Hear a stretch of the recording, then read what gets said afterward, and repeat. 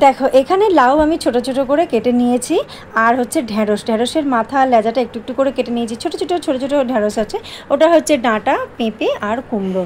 ডাঁটাটা আমি অল্পই দিয়েছি, সজনে ডাঁটা দিয়েছি। আচ্ছা, এবারে হচ্ছে ওই যে ঢ্যাঁড়সগুলো একদম কচি কচি ছোট ছোট ঢ্যাঁড়স আছে।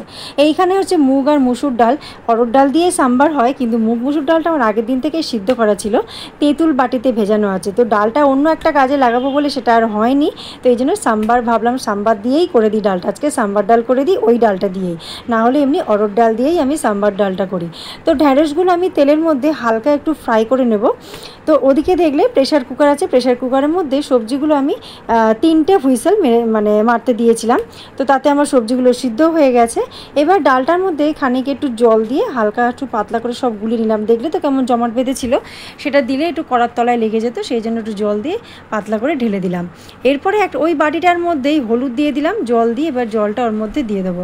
সবজি আমার সিদ্ধ হয়েই গেছে, সবজিটা এবার ওর মধ্যে সব আমি ঢেলে দেবো। সবজির জলটা আমি ফেলিনি, কারণ নুন দিয়ে সিদ্ধ করেছিলাম বলে জলটা আমার ফেলবো না, সেই জন্য ওই জলটাও দিয়ে দিলাম। এদিকে হলুদ মেশানো ছিল, সেই জলটাও আমি এবারে দিয়ে দেবো। দিয়ে ভালো করে একটু খুন্তি দিয়ে নেড়ে চেড়ে দিতে হবে। আমি না প্রথম ভাবছিলাম যে ডাঁটাগুলো প্রেশারে সিদ্ধ করছি কি না ছেড়ে হয়তো চলে যাবে, কিন্তু না, ছাড়েনি, যেরকম ডাঁটা সেরকমই ছিল, কারণ এই ডাঁটাগুলো একটু মোটা মোটা ছিল। এরপরে আমি এর মধ্যে নুন দিয়ে দেবো, নুন দিয়ে ভালো করে একটু হালকা করে নেড়ে ছেড়ে দেবো। এই যে নুনটা দিচ্ছি, এই নুনটা একটু বেশি দিতে লাগবে, কারণ এর মধ্যে তেঁতুল পড়বে। আর আমি এই যে দেখছো, আর পরে আমি আরও একটু জল দেবো, মোটামুটি 1 কড়াই মতন করব। সাম্বার ডালটা দিয়ে বেশ ভালোই লাগে। সাম্বার ডালটা আমরা মানে ভাত দিয়ে খেয়েছি, আবার রুটি দিয়েও খাবো। এরপরে বেশ ফুটে উঠেছে, অনেকটাই ফুটে উঠেছে। তারপরে ওর মধ্যে আমি সাম্বার মশলা, সেটা একটা ছোট পাতা, সেই ছোট পাতাটা পুরোটাই আমি দিয়ে দিলাম। দিয়ে আমি ভালো করে এবারে খুন্তি দিয়ে ভালো করে নাড়াচাড়া করে দেব। ভীষণ ভালো লাগে এই সাম্বার ডালটা, বেশ টকটক হয়তো, আর গরমকালে খেতেও খুব ভালো লাগে। ভাতের সাথে বলো বা রুটির সাথে বলো, ইডলির সাথে তো ভালোই লাগে, ইডলি ধোসার সাথে। তো আমরা ঘরেই করেছি, ভাত দিয়ে মানে রুটি দিয়ে সব দিয়েই খেয়েছি।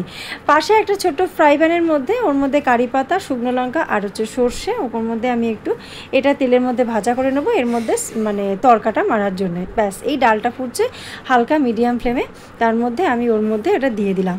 এই যে দিলাম, এর গন্ধটাই হচ্ছে বেশ ভালো লাগে। সারা ডালটার মধ্যে এই কারি পাতা আর শুকনো লঙ্কা সর্ষে ফোড়নের গন্ধটা বেশ সুন্দর লাগে। তো কেমন লাগলো এই সাম্বার ডালটা আমাকে অবশ্যই কমেন্ট করে জানাবে। ভালো লাগলে লাইক করো, শেয়ার করো। এরপরে আমি তেঁতুলটা দিয়ে দেবো।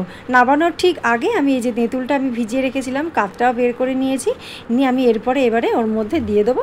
দিয়ে হালকা একটু ফুটে গেলেই আমি এবারে নামিয়ে নেবো। ভালো লাগলে চ্যানেলটি সাবস্ক্রাইব করে পাশে থাকার অনুরোধ রইল। ভালো লাগলে লাইক করবে, শেয়ার করবে। আজকের মতন টাটা, বাই বাই। আবার আসবো নতুন কোনো ভিডিও নিয়ে। তো তোমরাও এইভাবে একবার সাম্বার ডাল বানিয়ে খেও, তবে অরড় ডাল দিয়ে করো, আরও ভালো লাগবে। আমি করেছি মুগ আর মুসুর দিয়ে।